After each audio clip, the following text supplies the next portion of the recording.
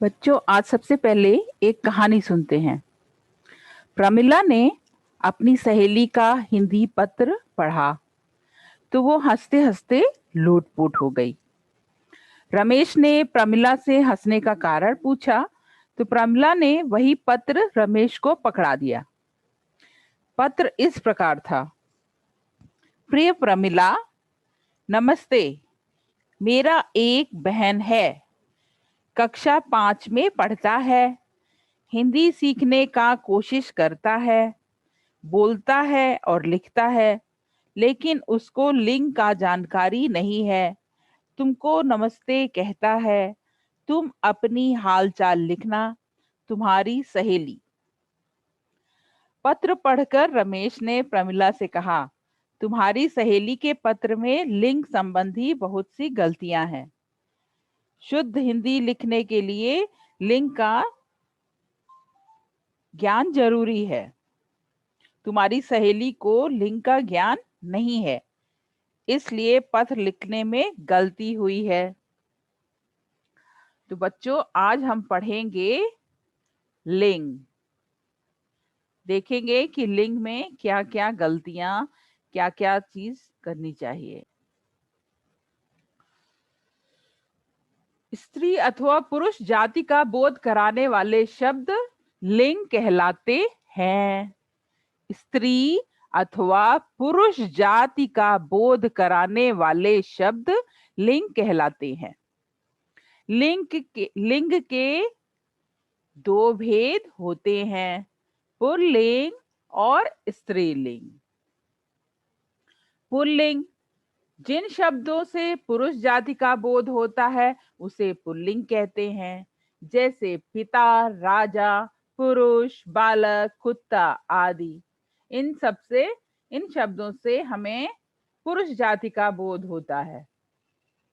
इन शब्दों की पहचान कैसे है ये देखते हैं। अकारांत, संस्कृत में आपने पढ़ा होगा, अ से अंत वाला, ई से अंत वाला, बड़े आ से अंत वाला। जो जो शब्द अंत में जिस स्वर का भान कराएं, जिस स्वर का उच्चारण अंत में आए, वो उस स्वर से अंत वाला है। जैसे अंत में अब हम कहें लड़की, तो लड़की में ई का अंत हो रहा है, ई स्वर का, तो वो ईकारांत हो जाएगा। अब यहाँ जैसे अकारांत, बालक, क अंत में आ रहा है क, लेखक अंत में स्वर आ रहा है क, क व्यंजन है लेकिन क के साथ और भी कुछ जुड़ रहा है, क आ रहा है ना, तो ये अकारांत शब्द हैं। बालक, लेखक, बंदर, वृक्ष, कमल, काजल, फल, नल आदि, ये सब पुल्लिंग है।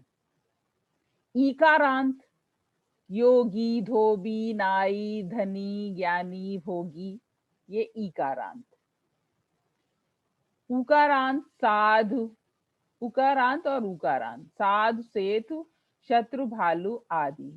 धातुओं के नाम यानी मेटल्स, लोहा, पीतल, सोना, तांबा, एल्यूमिनियम, ये पुल्लिंग है। ग्रहों के नाम सूर्य, चंद्रमा, मंगल, बुध, शुक्र, शनि पुल्लिंग है, किंतु ग्रहों में पृथ्वी स्त्रीलिंग है। वृक्षों और फलों के नाम आम, महुआ, पीपल, बरगद, शीशम, ताड़, बांस, अशोक, सागौन, ये सब वृक्षों के नाम है, ये पुल्लिंग है। पर्वतों के नाम, सभी पर्वतों के नाम पुल्लिंग है, जैसे सतपुड़ा, विंध्याचल आदि, हिमालय, ये सब है, ये पर्वतों के नाम पुल्लिंग है। महीनों के नाम, सभी महीनों के नाम पुल्लिंग है, जैसे चैत, वैशाख, जेठ, अषाढ़, आषाढ़, ये हिंदी महीनों के नाम हैं। चैत, वैशाख, ज्येष्ठ, आषाढ़, सावन, भादो, क्वार, कार्तिक, अगहन, पूस, माघ, फागुन, तो ये हमारे 12 हिंदी महीने हैं। रत्नों के नाम हीरा, मोती, मणिक, मूंगा। रत्न यानी जो आपके जेम्स हैं, हीरा, मोती, सब देखा होगा आपने, तो वो सब पुल्लिंग है, किंतु मणि स्त्रीलिंग होता है। मणि भी एक जेम्स है।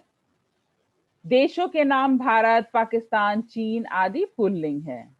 द्रव्य पदार्थों के नाम यानी जो लिक्विड है, जैसे दही, पानी, शरबत, घी, दूध, सिरका, तेल, ये पुल्लिंग है।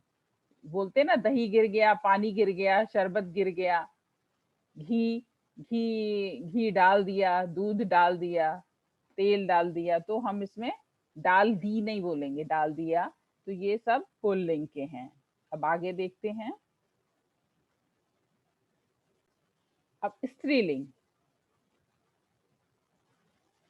जिन शब्दों से स्त्री जाति का बोध होता है उसे स्त्रीलिंग कहते हैं, जैसे माता, रानी, स्त्री, बालिका, बकरी आदि। इन शब्दों से स्त्री का बोध होता है। स्त्रीलिंग शब्दों की पहचान, अब उसमें आपने पुल्लिंग शब्दों की पहचान देखी थी, अब इसमें स्त्रीलिंग। आकारांत, अर्चना, अंत में देखिए आ है, ये नाम है अर्चना, अमिता, कविता, वनिता, यह आकारांत पुल्लिंग है। इकारांत, रिद्धि, सिद्धि, रुचि, नीति, रीति, ये सब इकारांत है। इकारांत, नदी, बकरी, टोपी, धोती, चलनी, रोटी। उकारांत, धेनु, मृत्यु, धेनु माने गाय, मृत्यु, ऋतु, ऋतु माने मौसम, आयु, आयु एज, वायु, वस्तु आदि। ये सब स्त्रीलिंग की पहचान है। या पर समाप्त होने वाली संज्ञाएं स्त्रीलिंग होती हैं, जैसे खटिया, मचिया, डिबिया, पुड़िया। अंत में इया आ रहा है ना, इया, खटिया, तो इया आ रहा है। खटिया, मचिया, डिबिया, पुड़िया, गुड़िया, ये सब, बिटिया, ये सब इया से समाप्त होने वाले, तो स्त्रीलिंग हो गए। नदियों के नाम गंगा, यमुना, कावेरी, ये जो है नदियों के नाम स्त्रीलिंग है। नक्षत्रों के नाम अश्विनी, रोहिणी, ये नक्षत्र हैं, आप इनको नहीं जानते पर आप कभी सुनेंगे तो नक्षत्रों के बारे में, जैसे आप एस्ट्रोलॉजी पढ़ेंगे तो उसमें नक्षत्रों के नाम मिलते हैं। तिथियों के नाम प्रथमा, द्विज, तीज, सुना है ना, प्रथमा है, नवरात्रों में नहीं सुनते हो आप लोग, प्रथमा, द्वितीया, तृतीया, चतुर्थी, आज पंचमी है, आज षष्ठी, आज सप्तमी है, अष्टमी है, नवमी है, आज दशमी है, आप सुनते हो ना, एकादशी है, चतुर्दशी है, द्वादशी है, तो ये तिथि होती हैं, डेट नहीं होता। हमारे हिंदी में 15 तिथि होती है शुरू में, फिर 15 बाद में, तो उनसे 30 दिन का हमारा बनता है, तो वहां 1 2 3 4 15 तक, 15वीं तक जो है तिथि होती, तो उसे स्त्रीलिंग में गिना जाता है। भाषाओं के नाम हिंदी, गुजराती, तमिल आदि, ये सब स्त्रीलिंग है। भोजनों के नाम रोटी, दाल, खिचड़ी, खीर, सब्जी, पूरी, स्त्रीलिंग है। परंतु भात, रायता, पराठा, हलवा, ये पुल्लिंग है। आप जब कोई शब्द खाने पीने या इनमें भाषाओं के नाम आप उसको देखेंगे तो आप बोलचाल में आप अपने आप ही उसके स्त्रीलिंग पुल्लिंग आप प्रयोग कर लेते हैं, क्योंकि हम हिंदी भाषी हैं तो हमें पता होता है कि कौन सा स्त्रीलिंग है, कौन सा पुल्लिंग। यहाँ नीचे दिए पुल्लिंग शब्दों के स्त्रीलिंग रूप पढ़िए। यहाँ कुछ स्त्रीलिंग पुल्लिंग है, जैसे पुरुष का स्त्री, नर का नारी, वर वधु, पुत्र पुत्री, छात्र छात्रा, बैल गाय, पिता माता, राजा रानी, भैया भाभी, पति पत्नी, अध्यापक अध्यापिका, शेर शेरनी। तो यहाँ कुछ स्त्रीलिंग पुल्लिंग दिए गए हैं। विशेष, संस्कृत भाषा में निर्जीव वस्तुओं को नपुंसक लिंग कहा जाता है। आप संस्कृत पढ़ रहे हैं तो आपको पता ही है, लेकिन हिंदी में निर्जीव वस्तुओं को भी पुल्लिंग अथवा स्त्रीलिंग माना जाता है। हिंदी में नपुंसक लिंग नहीं होता। दोनों प्रकार के उदाहरण नीचे दिए गए हैं, जैसे उपहार, उपहार का स्त्रीलिंग भेंट हो गया। उपहार दिया जाता है, भेंट दी जाती है, दोनों एक ही चीज है, पर शब्दों का अंतर है। यहाँ दोनों में है एक ही चीज, पर हम अगर उपहार शब्द प्रयोग करेंगे तो उसके साथ पुल्लिंग क्रिया लगाएंगे, और भेंट शब्द का प्रयोग करेंगे तो वहां स्त्रीलिंग। दोनों का अर्थ एक ही है, बस शब्दों का स्त्रीलिंग पुल्लिंग है। ग्रंथ और पुस्तक दोनों एक चीज है। ग्रंथ लिखा जाता है, पुस्तक लिखी जाती है। ग्रंथ पढ़ा जाता है, पुस्तक पढ़ी जाती है। तो यहाँ पढ़ा जाता, पढ़ी जाती, क्रिया में अंतर है, शब्द दोनों एक ही चीज है। पत्र और चिट्ठी, यहाँ भी शब्दों का अंतर है, ये पर्यायवाची हैं एक दूसरे के। ये जो पुल्लिंग का शब्द है और स्त्रीलिंग का शब्द है, ये दोनों पर्यायवाची एक दूसरे के हैं, यानी समान अर्थ वाले। बस इनका स्त्रीलिंग पुल्लिंग में प्रयोग किया जाता है। पत्र पुल्लिंग में प्रयोग किया, अगर पत्र का प्रयोग करेंगे तो पुल्लिंग पत्र लिखते हैं, चिट्ठी लिखी जाती है, पत्र लिखा जाता है, चिट्ठी लिखी जाती है। पवन पवन चलता है, हवा चलती है। पद पद चलते हैं, पैर पद माने पैर, लात लात लग गई। शरीर और देह, तो ये स्त्रीलिंग पुल्लिंग है। दोनों अर्थ एक ही है, पर हम जब प्रयोग करेंगे तो इनको पुल्लिंग में, इनको स्त्रीलिंग में। आगे लिंग परिवर्तन कैसे किया जाता है? ई प्रत्यय जोड़ के। प्रत्यय क्या होता है? किसी शब्द के अंत में जो शब्दांश जोड़ा जाए उसे प्रत्यय बोलते हैं, और किसी शब्द के शुरू में कोई शब्दांश जोड़ा जाए उसे उपसर्ग कहते हैं। आप इसमें पढ़ेंगे हिंदी में आगे। पुल्लिंग स्त्रीलिंग, लड़का लड़की, लड़का ई प्रत्यय जोड़ दिया, लड़का है उसमें ई प्रत्यय जोड़ दिया, यानी अंत में ई जोड़ दिया तो लड़की बन गया। बेटा बेटी, चाचा चाची, दादा दादी, नर नारी, देव देवी, पुत्र पुत्री, बकरा बकरी। आगे अब देखते हैं।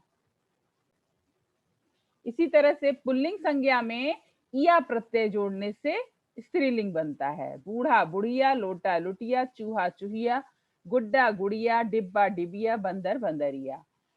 पुल्लिंग संज्ञा में आइन प्रत्यय जोड़ के ठाकुर का ठकुराइन, दरोगा दरोगाइन, पंडित पंडिताइन, साधु सधुआइन। कुछ अकारांत पुल्लिंग में नी प्रत्यय जोड़ा जाता है, जैसे मोर मोरनी, हंस हंसनी, शेर शेरनी, ऊंट ऊंटनी, भील भिलनी, राजपूत राजपूतानी। और आगे कुछ संज्ञाओं में इन प्रत्यय लगाकर, जैसे धोबी धोबिन, यहाँ इन लग गया, धोबी में इन लगा दिया, धोबिन। कहारिन लोहारिन, नाइन मालिन, माली मालिन, सुनार सुनारिन। कुछ पुल्लिंग शब्दों के आ को ई बना दिया जाता है, जैसे जीजा तो जीजी, दादा दादी, नाना नानी, फूफा फूफी, मामा मामी, काका काकी। ई लगा के स्त्रीलिंग बन गया। पुल्लिंग संज्ञा में आनी प्रत्यय जोड़ के सेठ, जैसे सेठानी, जेठ जेठानी, नौकर नौकरानी, देवर देवरानी, मेहतर मेहतरानी, इंद्र इंद्रानी। इस तरह से ये स्त्रीलिंग बन जाते हैं। अच्छा, सेठ सेठानी भी है, सेठ सेठाइन भी है, दोनों चीजें सही हैं। पंडित पंडितानी भी कह सकते हैं, पंडित पंडिताइन भी। नहीं, आप सेठ सेठानी लिखा है, सेठ सेठानी बोलिए, बोलचाल में लोग बोल देते हैं।